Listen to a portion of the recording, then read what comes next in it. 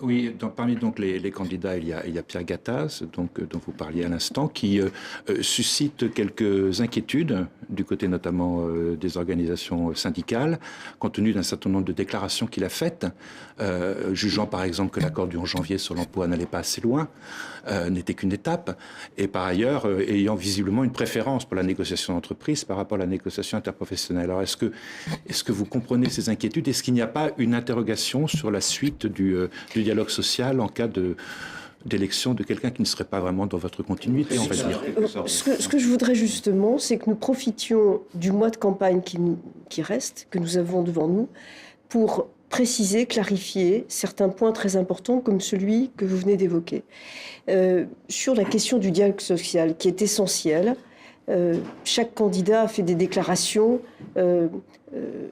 qui pourraient être interprétées comme étant en faveur du dialogue social ou qui pourraient également être interprétées comme l'expression d'une réticence à l'égard du... Et vous avez dit vous-même l'autre jour qu'au sein du patronat, il y avait des adversaires du dialogue social. Ah, c'est une évidence.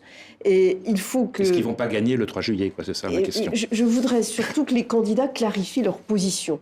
C'est tout à fait important que tout le monde comprenne que notre pays ne peut avancer que dans le dialogue, que dans la réforme, mais la réforme par le dialogue avec toutes les parties prenantes et en premier les organisations syndicales. Vous êtes en train, en fait, de dessiner le portrait du candidat idéal, celui qui est prêt au dialogue. En tout cas, je souhaite que le futur président du MEDEF soit clairement en faveur du dialogue social, mais dans un esprit très constructif.